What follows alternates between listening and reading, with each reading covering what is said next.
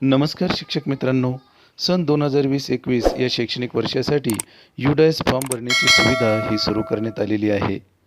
आपण दरवर्षी कच्ची माहिती तयार करतो आणि कच्ची माहिती तयार केल्यानंतर सदरील माहिती ही UDAS वेबसाईटवर ही अपलोड करत असतो किंवा भरत असतो.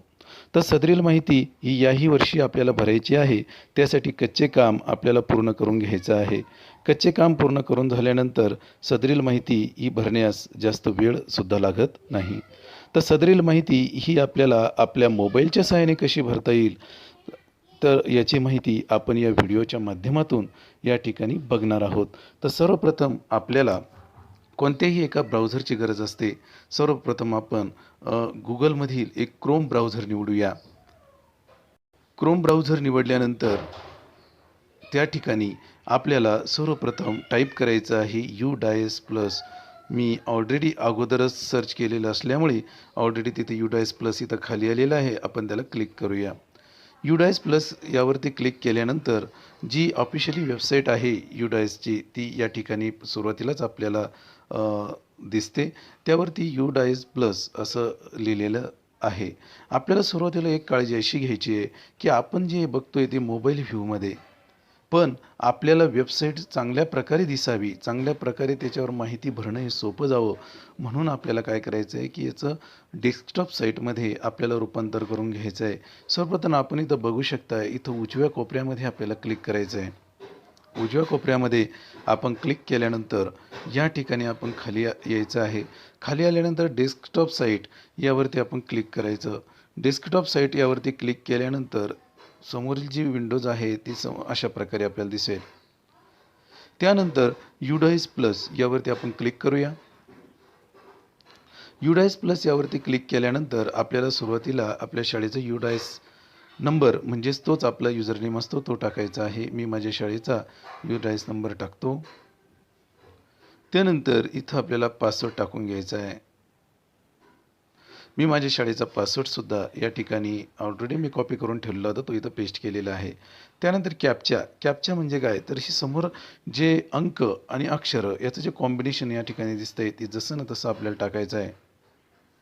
मी टाकून घेतो.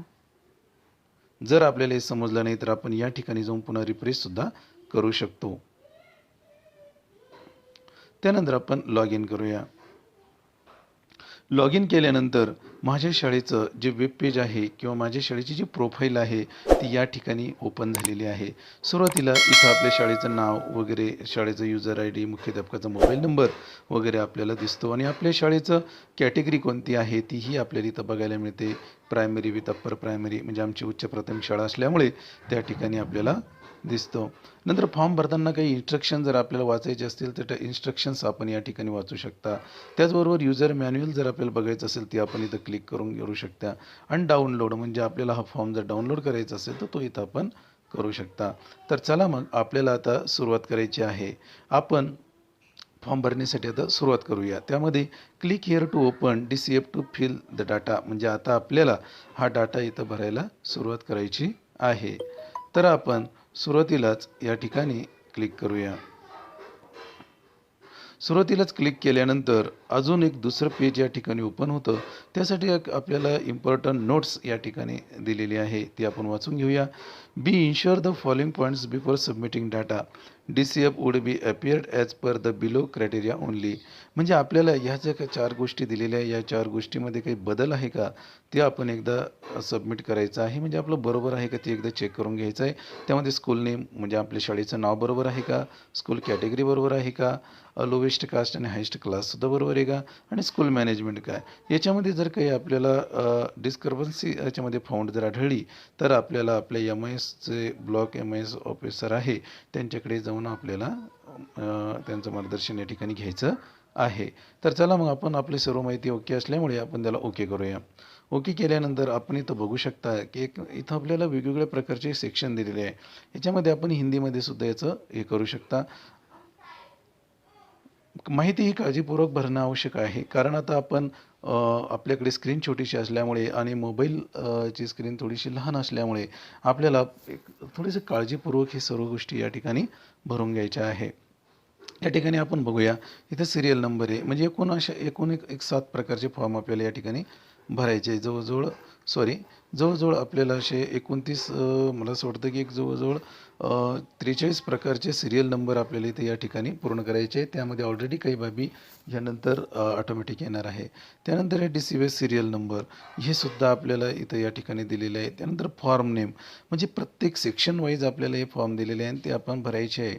आणि याची जी माहिती आहे ती ऑलरेडी आपण कच्च्या स्वरूपात घेतलेली आहे, त्यामुळे आपल्याला काही ती जड जाणार नाही. आणि तो फॉर्म स्टेटस आहे, म्हणजे काय की आपण ही माहिती भरायला सुरुवात केली का की नाही.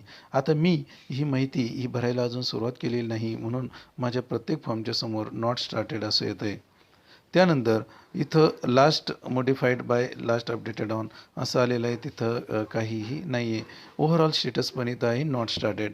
म्हणजे अशा प्रकारे आपण आता माहिती भरायला आता सुरुवात करायची आहे. आणि या ठिकाणी आता आपण काय करूया, एक एक फॉर्म हा व्यवस्थित भरून घेऊया. तर सर्वप्रथम आपल्याला school profile update school basic detail आहे, तर इथं आपल्याला काहीही अधिकार नाही आहे भरायचा, कारण तो तिथं आपल्याला कुठलेही बदल वगैरे स्वतः करता येणार नाही आहे. ज्याच्या काही तक्रारी असतील ते एम आय एस ऑफिसकडे आपल्याला रीतसर अर्ज करावे लागणार आहे. त्यानंतर आता आपण बघूया इथं 2 नंबरचा जो सिरियल नंबर आहे आणि 1.15 टू 1.26 ही जी सिरियल नंबर आहे तो त्या फॉर्मचं नाव आहे कॅटेगरी. तर आपल्याला आता ही कॅटेगरी या फॉर्मवर आपण क्लिक करूया आणि ती माहिती भरूया. तर बघा मित्रांनो, ज्याप्रमाणे कॉम्प्युटरमध्ये पेज ओपन होतं त्याचप्रमाणे येथील पेजसुद्धा आपल्याला आता संपूर्ण दिसत आहे. फक्त आपल्याला काळजी एवढी घ्यायची आहे की यातली कोणतीही बाब सुटणार नाही. इथं ऑलरेडी बऱ्याचशा मागील वर्षी फॉर्म भरलेला असल्यामुळे त्यातील बरेचसे टिकमार्क इथं आहेत. त्यामुळे अजून काम आपलं सोपं झालं की ज्या ठिकाणी बदल करायचा त्याच ठिकाणी आपल्याला बदल करता येणार आहे आणि ज्या ठिकाणी आपल्याला बदल नाही करायचा तिथं आपण जसं ठेवलं तरी चालेल, म्हणजे आपल्या वेळेची सुद्धा यामध्ये बचत होणार आहे. तर हा आपला पहिला फॉर्म आहे. पहिल्या फॉर्ममध्ये इथं आपण बघूया, असं आपण झूम करून घेऊ. झूम केल्यानंतर इथं स्कूल कॅटेगरी आहे ती ऑलरेडी आलेली आहे, कारण आपल्या प्रोफाईलमध्येच आपला त्याचा उल्लेख असतो. त्यामध्ये लोएस्ट क्लास हायेस्ट क्लास हे पण आहे. Whether pre primary section anganwadi attach, म्हणजे ज्या शाळांना प्रायमरी अंगणवाडी जर जोडलेली असेल तर तिथं आपल्याला येस किंवा नो करायचं आहे. त्यानंतर आपलं टाईप ऑफ स्कूल हे ऑलरेडी आपल्या प्रोफाईलमध्ये असल्यामुळे, मॅनेजमेंट प्रोफाईलमध्ये असल्यामुळे त्यामध्ये आपल्याला कुठल्याही प्रकारचे बदल करता येणार नाही किंवा करायचे सुद्धा नाही आहे. त्यानंतर इथं बघूया की number of sections by class, if the class is stand alone has no section then enter 1. म्हणजे या ठिकाणी आपल्याकडं किती वर्ग आहे ते आपल्याला त्यांचे सेक्शन किती आहेत, म्हणजे ते तुकडे किती आहेत असं आपल्याला सांगायचं. आमच्याकडे 7वीपर्यंत तुकडे आहेत आणि सर्वांची एक एकच तुकडे आहे 7वीच्या वर्गापर्यंत. त्यामुळे इथं काही आपला बदल होणार नाही, म्हणजे इतकं काम आपलं वाचलेलं आहे. त्यानंतर year of establishment of the school, म्हणजे शाळेची स्थापना आपल्याला या ठिकाणी लिहायची आहे. आमच्या शाळेची 1950ला स्थापना असल्यामुळे आम्ही ती लिहिलेली आहे. नंतर year of recognition of the school aided and private unaided school, आमची गव्हर्नमेंट शाळा असल्यामुळे आणि 1950लाच प्रायमरी आणि अप्पर प्रायमरी झाले असल्यामुळे ते सन आपल्याला त्या ठिकाणी लिहायचं आहे. तर बघा आता इकडची बाजू आपल्याला पूर्ण झालेली आहे. आता आपण इकडच्या बाजूकडे बघूया, म्हणजे कुठलीही बाजू आपली सुटायला नाही पाहिजे. Primary is the special school for CWSN, म्हणजे जे अपंग विद्यार्थी आहेत त्यांच्यासाठी स्पेशल स्कूल आहे का, तर नाही, म्हणून ऑलरेडी नो आलेलं आहे. इज द शिफ्ट स्कूल, नाही, म्हणजे आपली जर 2 शिफ्टमध्ये शाळा चालते तर आपण ते लिहू शकतो. नंतर इज द रेसिडेन्शियल स्कूल, तर हे पण नाही, कारण आपली निवासी शाळा आहे का, तर असेल तर हो करा, नसेल तर नाही करा. नंतर yes type of residential school, जर आपली शाळा ही रेसिडेन्शियल असेल तर मग या सर्व बाबी आपल्याला इथं लागू होतात, नाहीतर इथे आपल्याला काहीही लिहायची गरज नाही. जर आपली यस असेल तर त्यासाठी type of residential, whether boarding facilities are available for the following stage, म्हणजे आपल्याकडे प्रायमरी आणि अप्पर प्रायमरीला बोर्डिंग फॅसिलिटीज आहे का, तर ह्या सगळ्या गोष्टी कधी आहे की जेव्हा तुमची रेसिडेन्शियल स्कूल होईल तेव्हा. Is the minority manage school, म्हणजे आपल्याकडे अल्पसंख्याक मान्यताप्राप्त शाळा आहे का, तर आपल्याकडं ते नाही. आपली सरकारी शाळा असल्यामुळे ज्या शाळा या अल्पसंख्याक आहे त्यांनी तिथे यस करायचं आहे आणि यस केल्यानंतर तिथं आपल्याला कम्युनिटीसुद्धा खाली सिलेक्ट करायची आहे. तर मित्रांनो, ही सर्व माहिती आपण अशा प्रकारे या ठिकाणी भरू शकतो आणि ही सगळी माहिती अशी पूर्ण भरल्याची खात्री झाली की आपल्याला लगेच या ठिकाणी यामध्ये सेव्ह अँड नेक्स्ट करायचं आहे. बघा, याच्यामध्ये जर काही बाबी ह्या सुटलेल्या असतील तर त्या बाबी आपल्याला या ठिकाणी भराव्या लागणार आहे. तर आपण बघू शकता, आपण याच्यामध्ये काही बाबी ह्या भरलेल्या नाही, तर त्या भरलेल्या बाबी भरल्याशिवाय आपल्याला पुढं जाता येणार नाही. मग whether boarding facilities are available for the following stage level, तर इथं आपल्याला नो करायचं आहे. आणि जेव्हा आपण नो करू त्यानंतरच आपलं आपलं ते सेव्ह अँड नेक्स्टचं बटन या ठिकाणी होणार आहे. इथं पण आपण अप्पर प्रायमरीला सुद्धा नो करूया. आणि आता नो केल्यानंतर आपण सेव्ह आणि नेक्स्ट परत एकदा सर्व चेक करून घ्यायचं आहे. आणि सर्व चेक केल्यानंतर आपल्याला सेव्ह अँड नेक्स्ट म्हणायचं आहे. सेव्ह अँड नेक्स्ट म्हटल्यानंतर युडायस प्लस फॉर्मचं हे पुढचा फॉर्म हा ओपन झालेला आहे. तो हे लँग्वेज. तर लँग्वेज फॉर्ममध्ये इथं majority of people start through their mother tongue at the primary level, म्हणजे आपले जे विद्यार्थी आहे ते मातृभाषेतून शिक्षण घेतात का, तर आपले यस आहे. आणि मग मीडियम कोणकोणते आहे, म्हणजे इन्स्ट्रक्शनसाठी म्हणजे आपण तिन्ही मीडियमचा या ठिकाणी वापर करतो, म्हणून तिन्ही मीडियम आपल्याला या ठिकाणी टाकून घ्यायच्या आहे.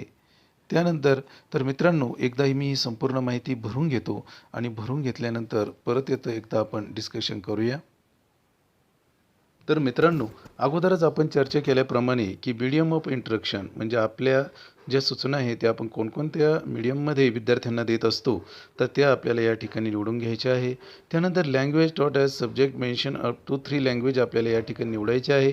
आपण आपल्या तिन्ही भाषासुद्धा या ठिकाणी निवडू शकता.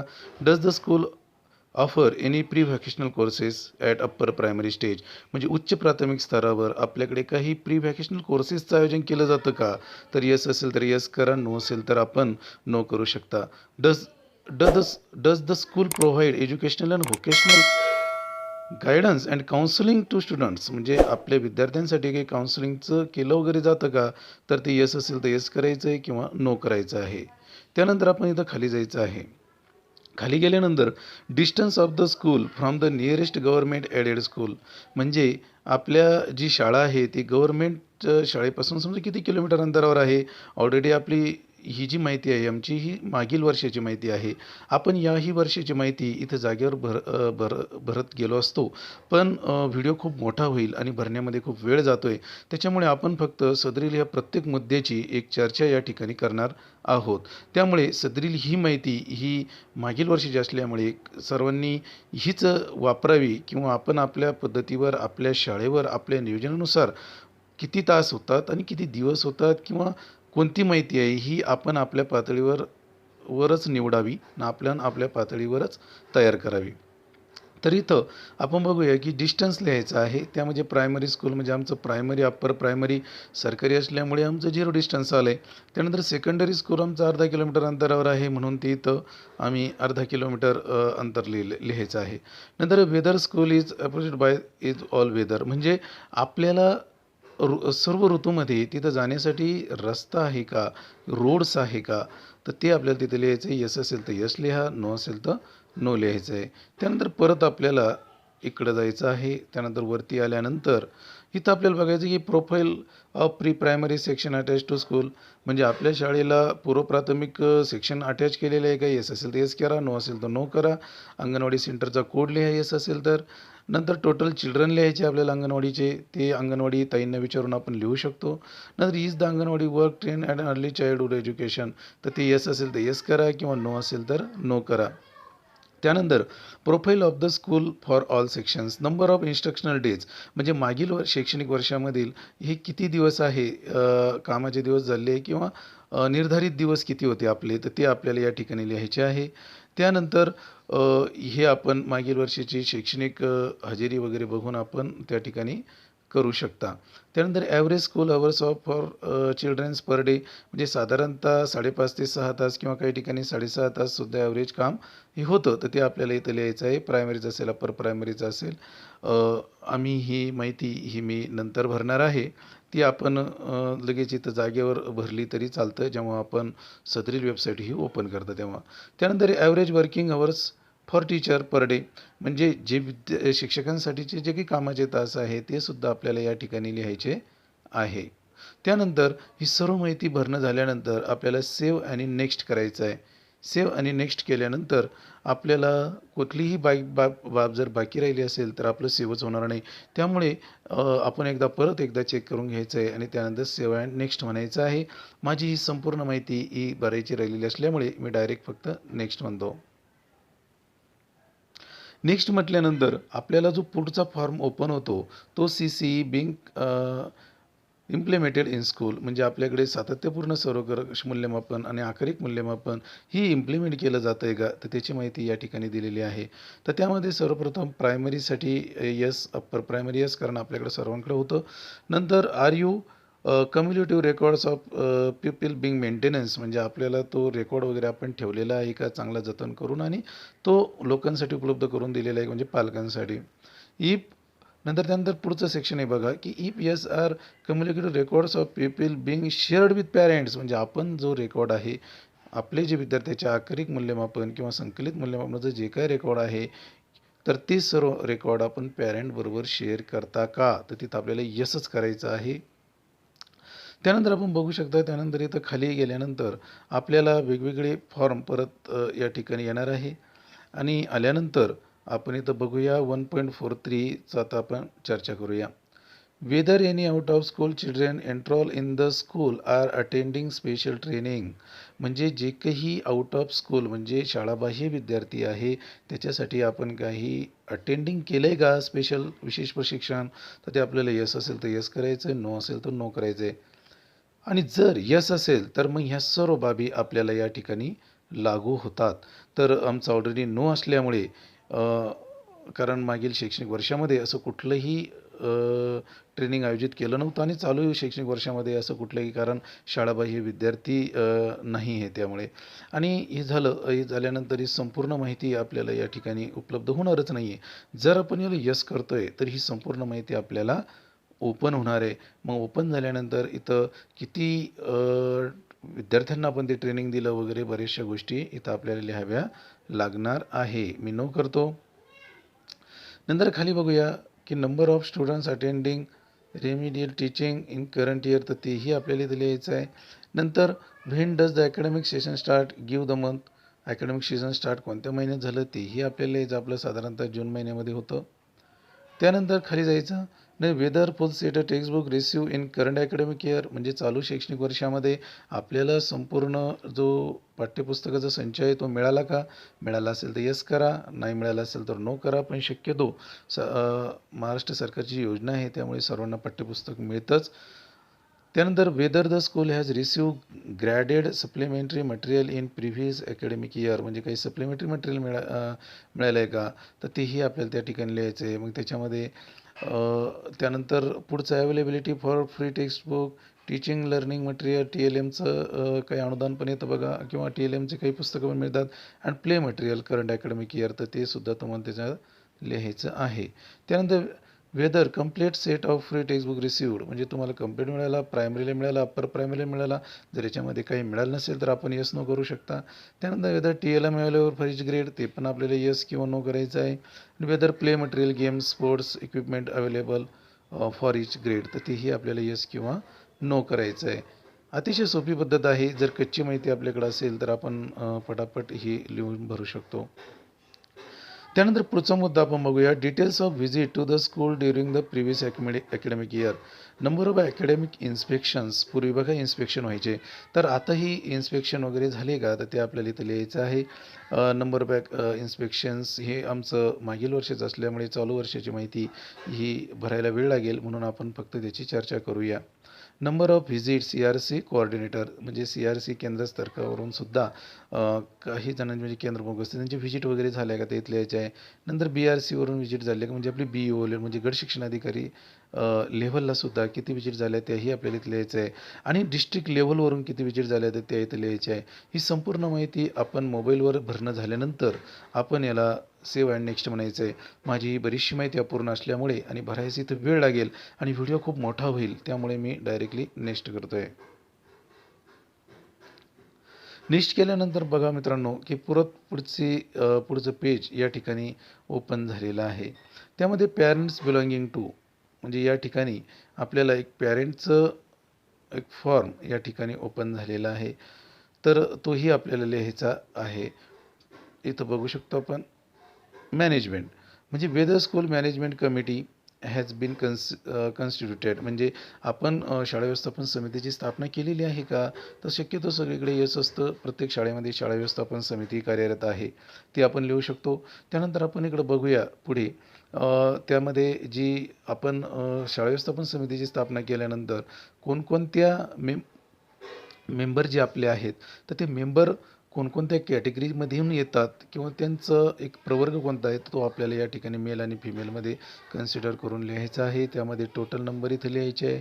त्यानंतर पॅरेंट किती ते आपल्याला लिहायचे आहे आणि या सर्वांमध्ये SC ST EWS आणि मायनॉरिटीचे किती घेतलेले आपण, तर ते पण आपल्याला लिहायचं आहे. शिक्षकसुद्धा त्याच्यामध्ये कोणी आहे का, ते पण आपल्याला लिहायचं आहे. नंतर ट्रेनिंग आणि नंबर ऑफ मीटिंग किती झाल्या मागील शैक्षणिक वर्षामध्ये, त्याही आपल्याला लिहायचे आहे. नंतर whether SMC has prepared the school development plan, school development म्हणजे शाळा विकास आराखडा ही तयार केलेला आहे का नाही, तेही आपल्याला या ठिकाणी लिहून घ्यायचं आहे.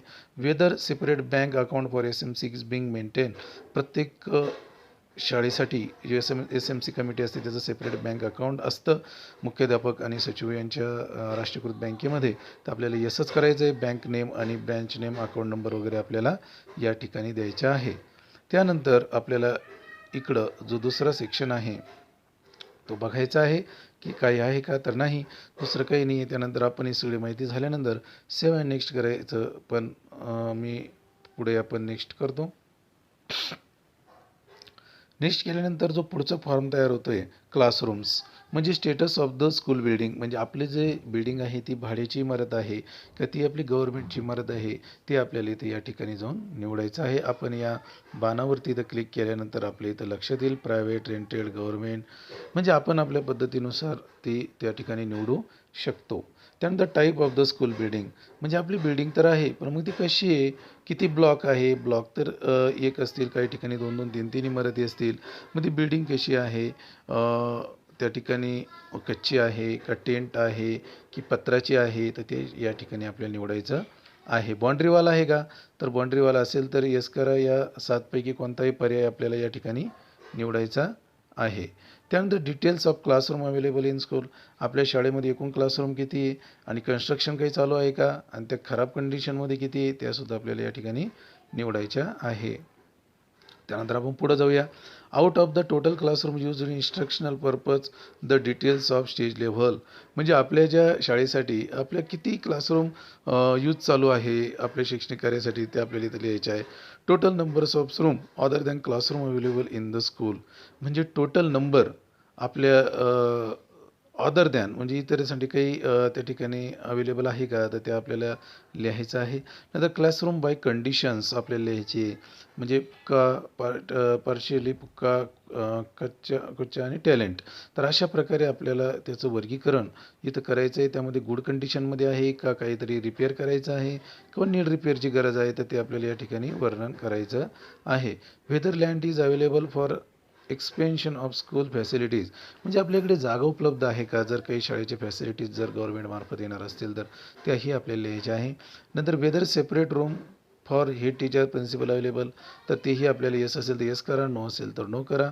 आपण सर्व माहिती भरणं झाल्यानंतर सेव्ह अँड नेक्स्ट करायला विसरायचं नाही आहे किंवा डायरेक्ट सेव्ह करायचं आहे आणि काही आपण थोड्या वेळाने सुद्धा पुढील फॉर्म हे भरू शकतो. पण आपण पुढे एक नेक्स्ट करूया. नेक्स्ट या बटनावर क्लिक केल्यानंतर आपल्याला समोर बघा एक टॉयलेट फॅसिलिटीचं पेज हे ओपन होईल. मग does the school have, yes, आपल्याकडे टॉयलेट आहे, यस करा, टॉयलेट नसेल तर नो करा.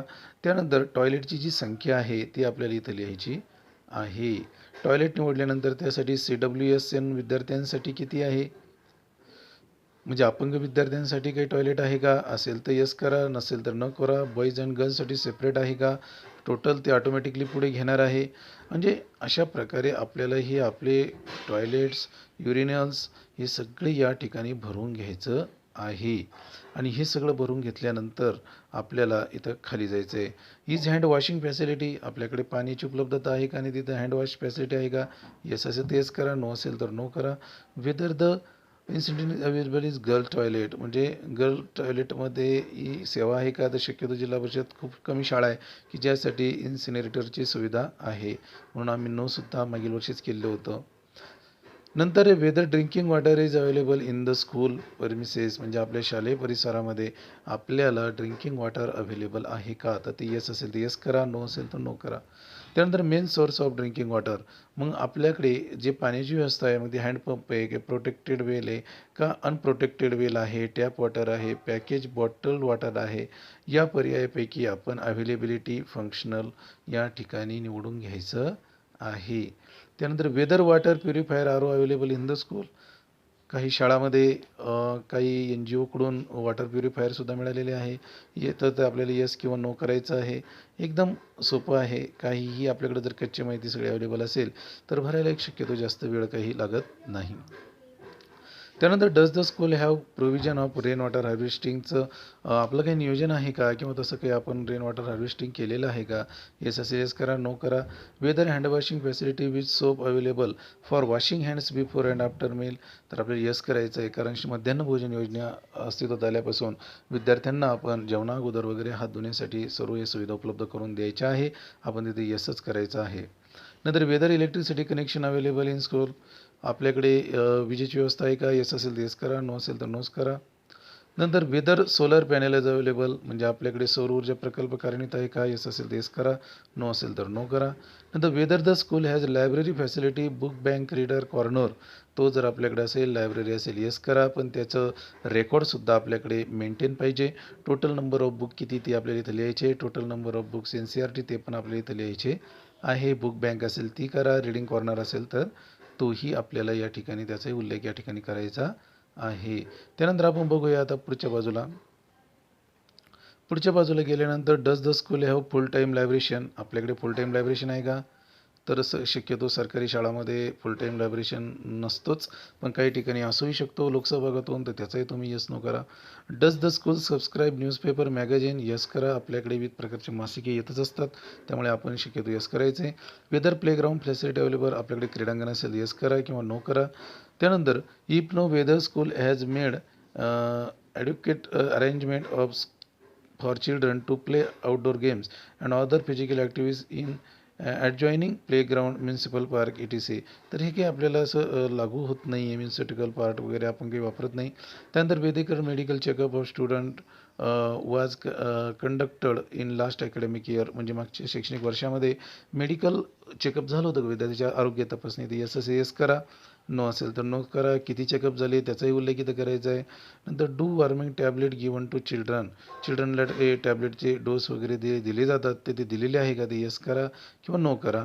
नंतर आयर्न आणि फॉलिक ॲसिडच्या गोळ्यासुद्धा मुलींसाठी काही ठिकाणी दिल्या जातात, त्याही दिलेल्या असेल तर येस करा, नो करा.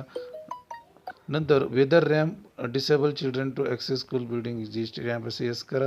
नंतर E P S whether hand rails ramp is available, म्हणजे आपला रॅम्प तर आहे पण त्यासाठी पकडण्यासाठी वरती रेल्स आहे का, तर ते सुद्धा येस असे येस करा, नो असेल तर नो करा. Whether school has special educator, तर ते येस असेल तर येस करा, नो करा. नंतर kitchen garden is available in school, तर तेही येस असेल किंवा नो करा. Does the school have dustbins for collection of waste, ते येस करायचं आहे, कारण आपण डस्टबिन प्रत्येक वर्गामध्ये ठेवतो, टॉयलेटमध्ये ठेवतो आणि किचनमध्ये सुद्धा ठेवतो, तर सर्व ठिकाणी आपल्याला करायचं आहे.